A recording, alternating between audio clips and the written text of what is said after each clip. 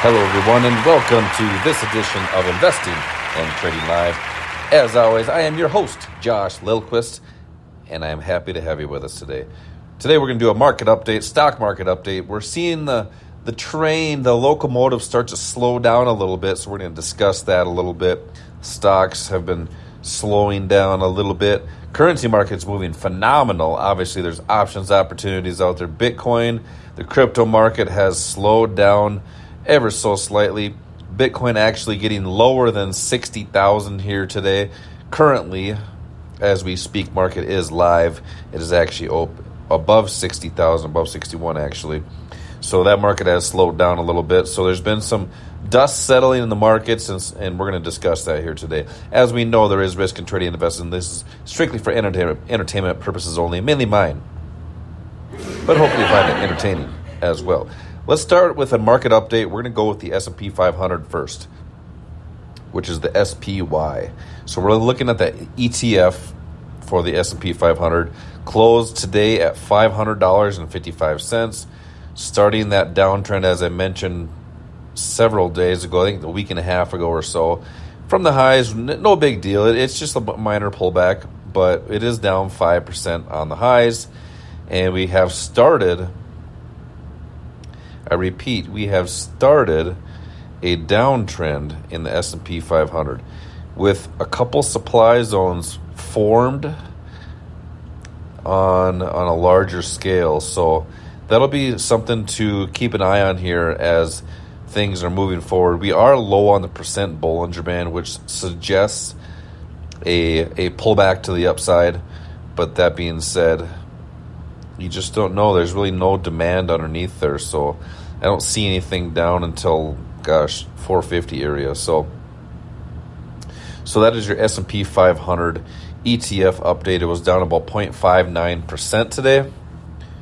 By the way, we are on episode 1002 on the podcast that's Investing and Trading Live. If you're listening right now, make sure to, if you haven't subscribed, make sure to smash that subscribe button and like button.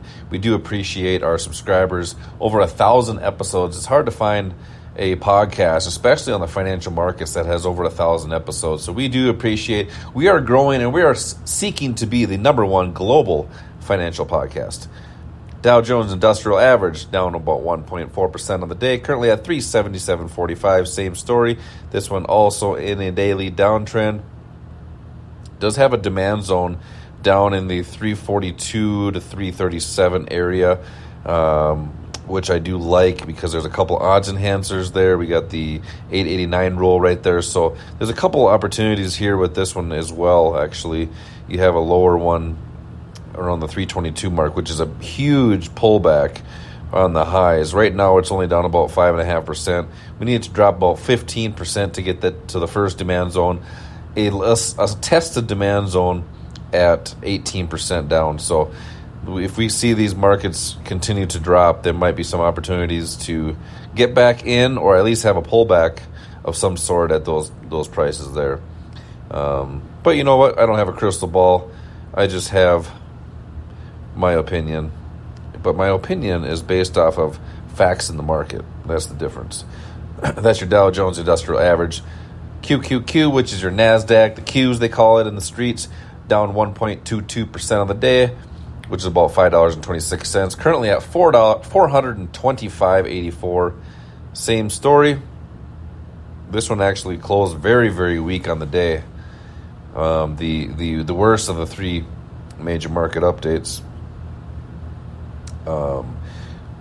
Just beating out the IWM, which we'll get into here in a second.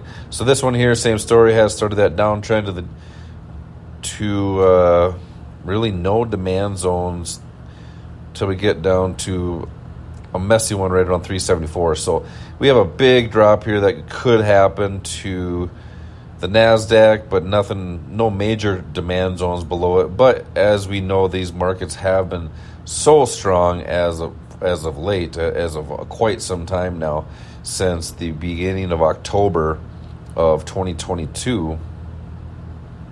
So you never know. They could say something on the news, or the Fed could say something, or there could be a cloudy day and these markets will shoot back up to the upside, so you just don't know.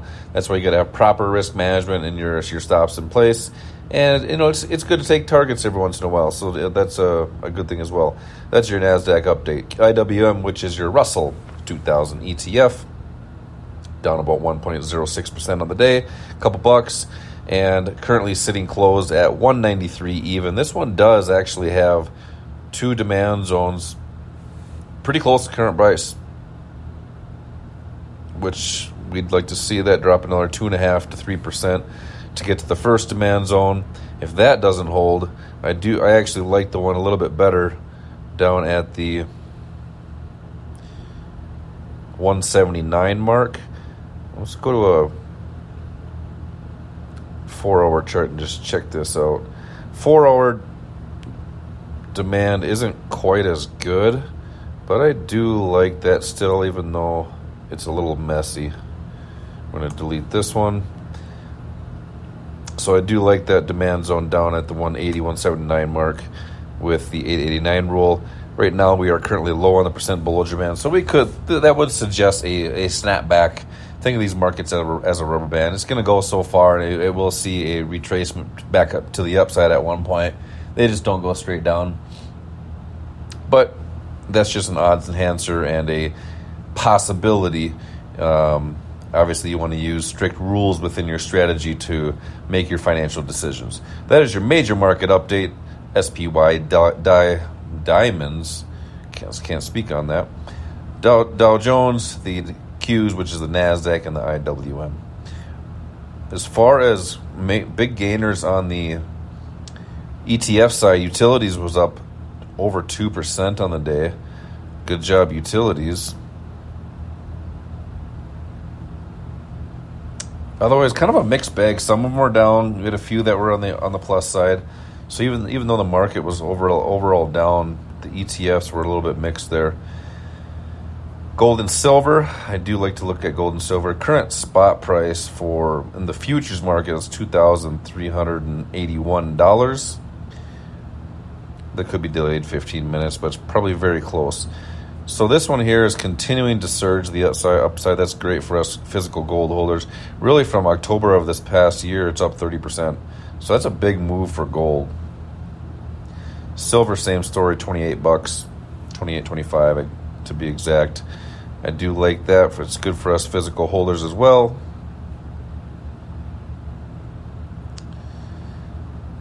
Both of those popped off demand zones that were called long time ago.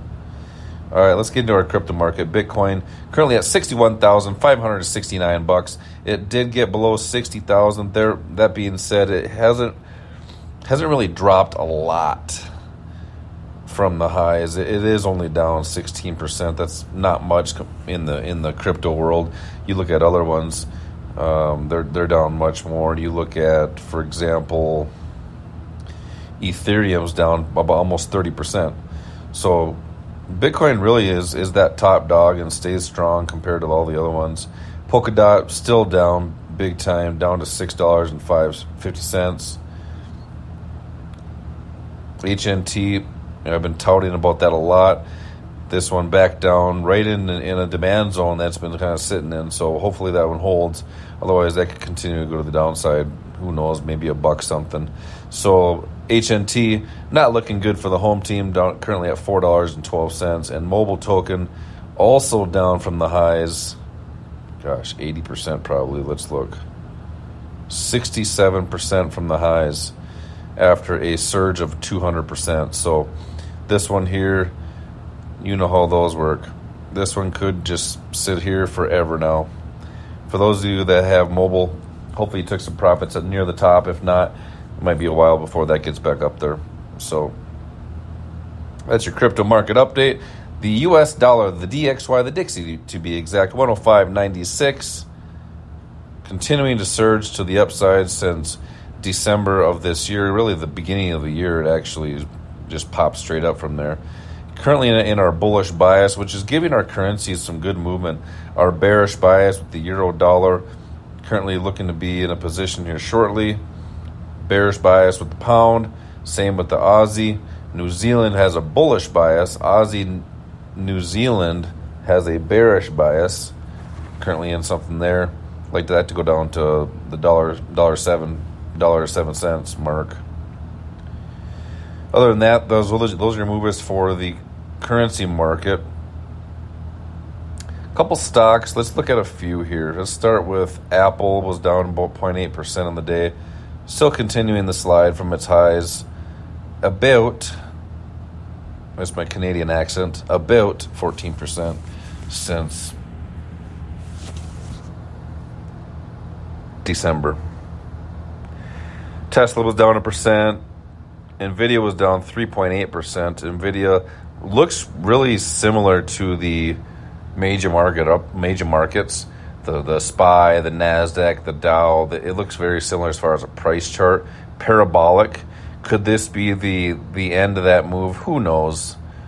But Nvidia has just been soaring. $840.35 closed as we speak. All right, a couple other stocks to note here. Let's see if we have any big movers to talk about. Qualcomm down 2.5%. American Airlines. So that was American Airlines had earnings. I believe that was today, and they had good earnings. Let's see here.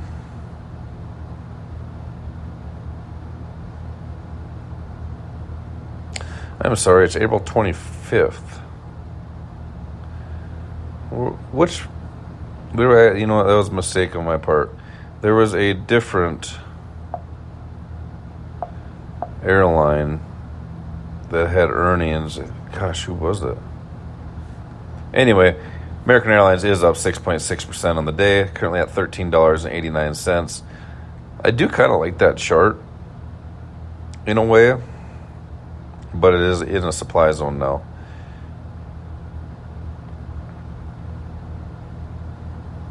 Goldman down 1.78%.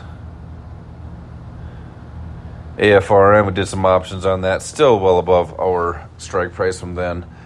Could have probably did it again, but it's getting closer to it.